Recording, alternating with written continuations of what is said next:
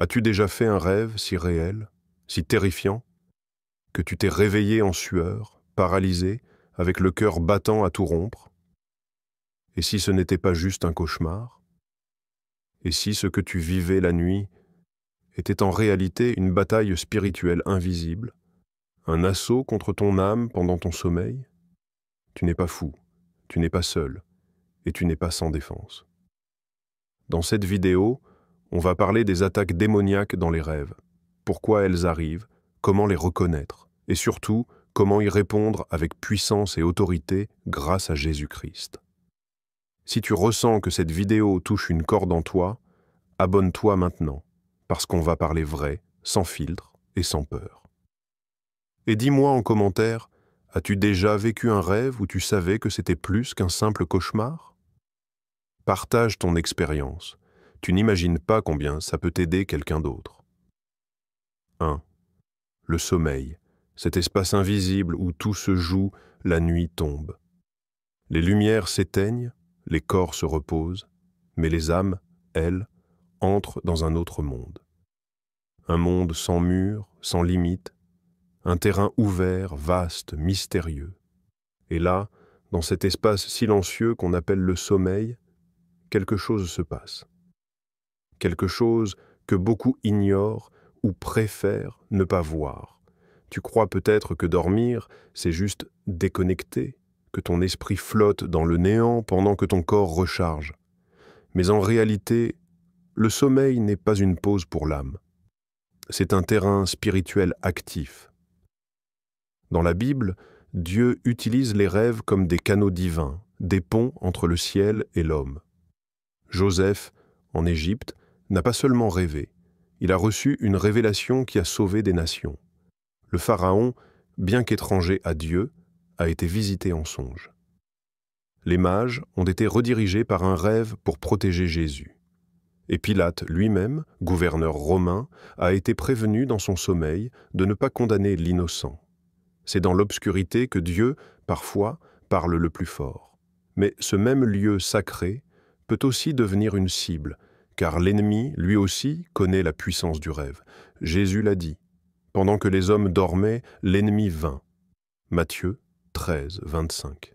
Pendant que tu relâches tes défenses, pendant que ton esprit flotte entre conscience et inconscience, c'est là que le diable cherche à s'infiltrer, non pas avec des chaînes visibles, mais avec des images, des scènes, des sensations, une forme de terreur douce, subtile, mais brutale, un cauchemar récurrent, une présence sombre dans la pièce, une paralysie inexpliquée, des rêves sexuels tordus, des cris que tu n'arrives pas à pousser, un réveil en sueur, un vide en toi, une peur qui reste même après le lever du jour. Tu ne peux pas l'expliquer.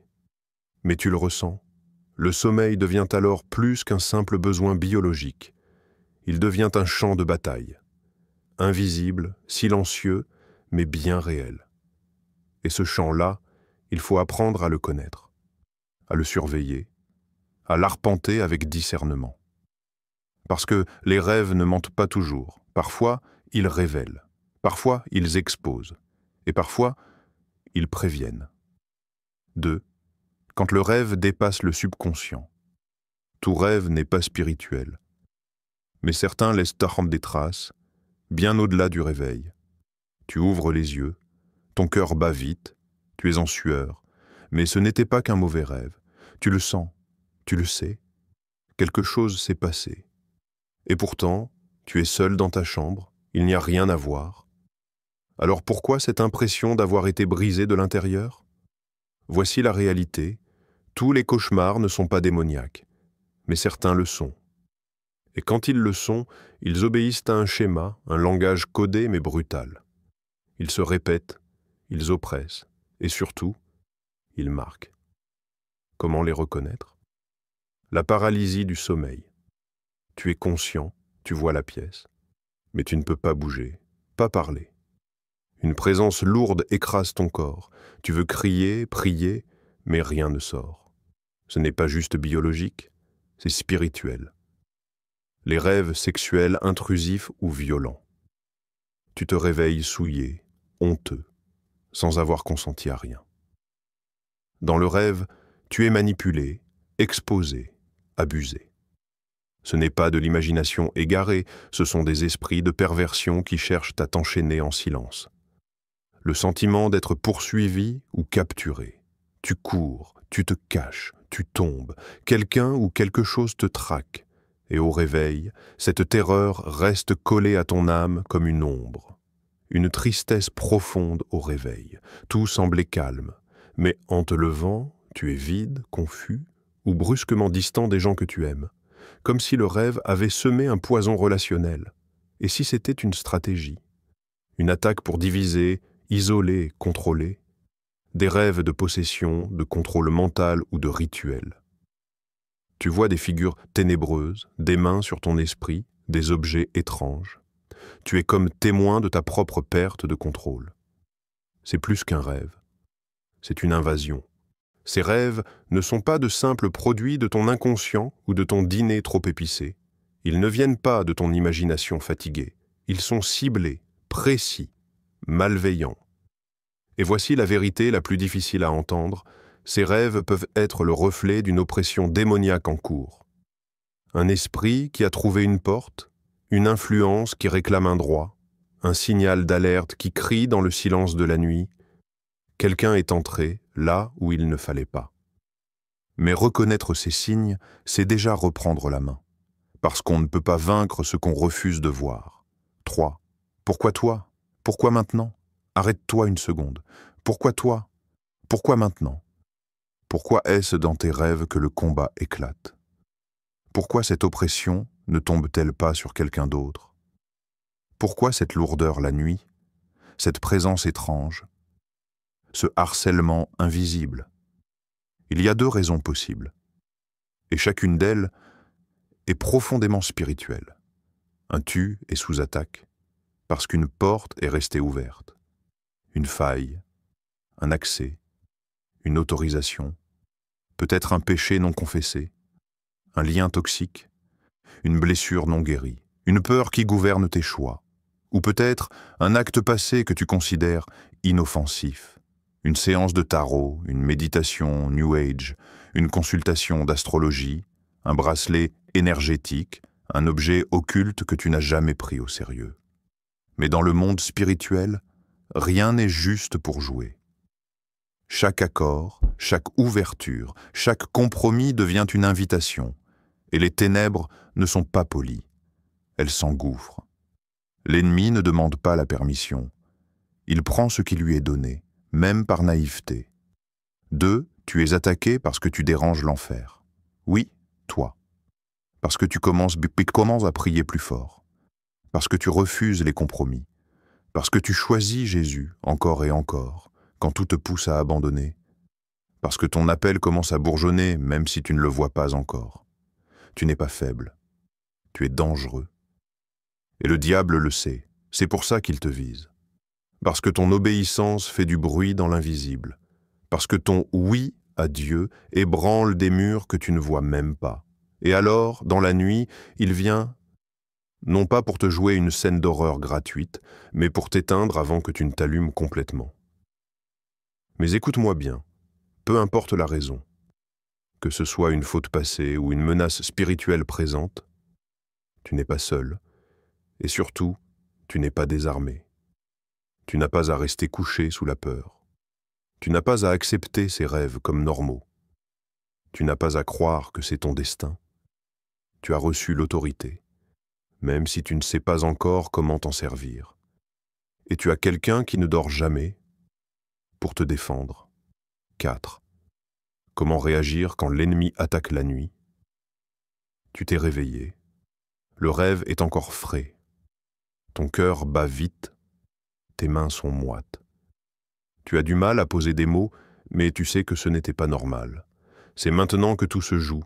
La manière dont tu réagis détermine si tu subis ou si tu reprends le territoire. Et la première règle est simple. Ne panique pas. La peur est une loupe. Elle amplifie les ténèbres et paralyse l'âme. Le diable se nourrit de panique. Il gonfle ce que tu ressens pour te faire oublier qui tu es vraiment en Christ.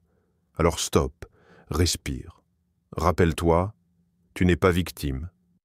Tu es enfant du roi. Étape 1, renonce, tout de suite. Tu ne dois pas laisser le rêve s'imprimer dans ton esprit comme une vérité. Dès ton réveil, parle à haute voix. Je rejette ce rêve au nom de Jésus-Christ. Je refuse cette attaque. Elle n'a aucun pouvoir sur moi. Les paroles sont des clés spirituelles. Ce que tu dis libère ou enferme. Alors parle avec autorité. Étape 2. Invoque le sang de Jésus. Ne sous-estime jamais la puissance du sang de l'agneau. Ce n'est pas une formule magique. C'est une vérité éternelle. Quand tu dis « Par le sang de Jésus, je suis couvert, protégé, sanctifié », tu dressais une frontière spirituelle. Et l'ennemi sait qu'il ne peut pas franchir cette ligne sans conséquence. Étape 3. Déclare la parole. L'ennemi ne recule pas devant tes émotions, il recule devant la vérité, lit, proclame, déclare. Luc 10h19. Voici, je vous ai donné le pouvoir sur toute la puissance de l'ennemi. Jacques 4,7. Résistez au diable, et il fuira loin de vous. Ne laisse pas ces versets sur une page, fais-en ton épée. Étape 4. Prie à haute voix. Ne prie pas dans ta tête.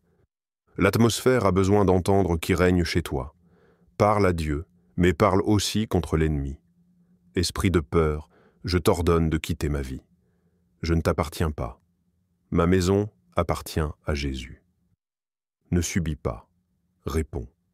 Riposte. Reprends ton autorité. Étape 5. Cherche du renfort si nécessaire. Tu n'es pas censé combattre seul. Si ces rêves persistent, parlant à un chrétien mature, un frère, une sœur, un pasteur, demande la prière. Reçois la délivrance. Parce que parfois, la guerre spirituelle exige des alliances. 5. Et si tu n'étais pas attaqué, mais appelé? Tu te réveilles, haletant, mais pas de peur, de puissance. Quelque chose en toi rugit, tu te souviens du rêve.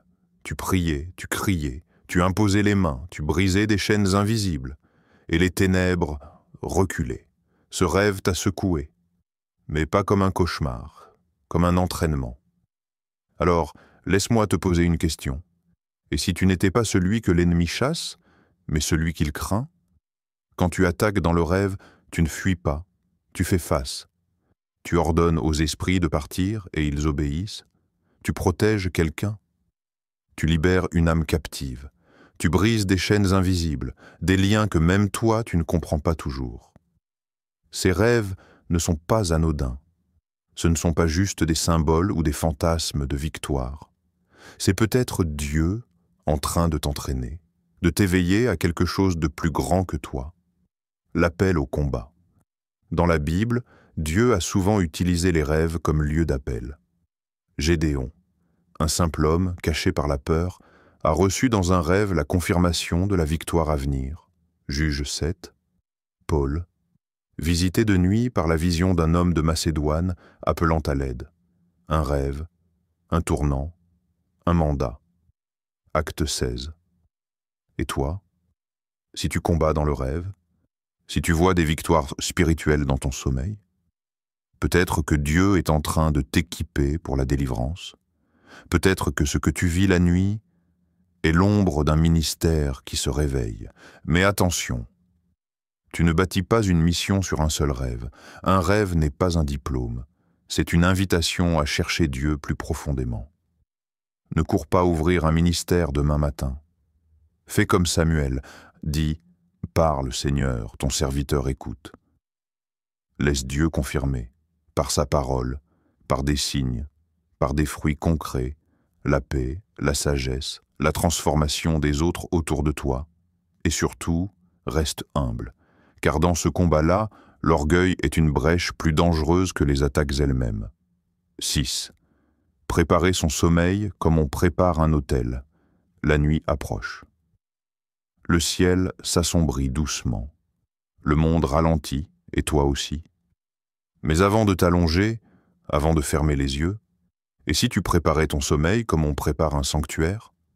Pas par superstition, pas par peur, mais parce que ton repos est précieux, spirituellement stratégique, invite la paix, pas juste le silence.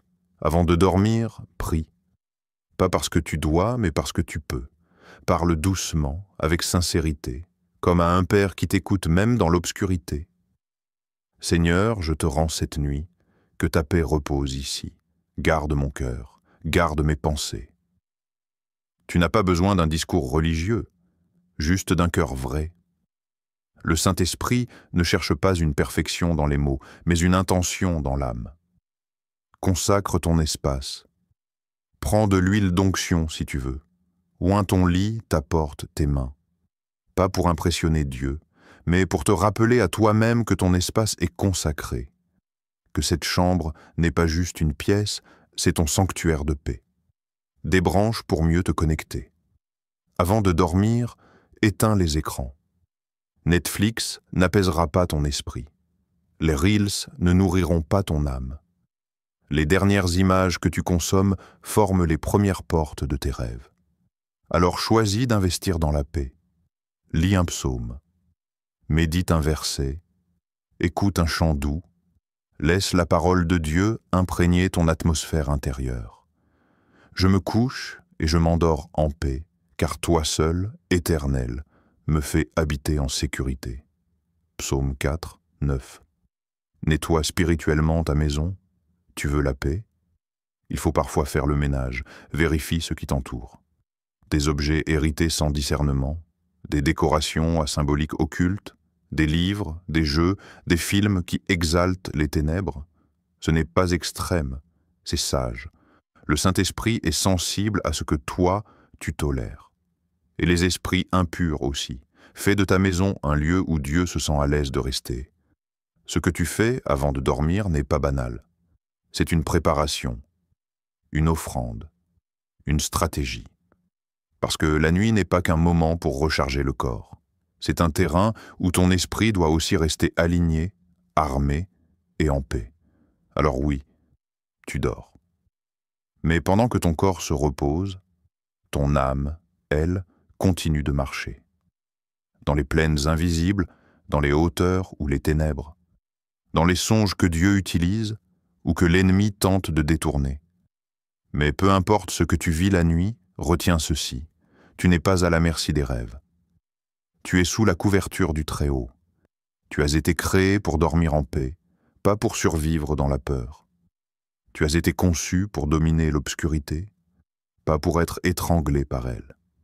Et chaque nuit où tu t'endors en Christ, c'est une nuit où le ciel veille avec toi.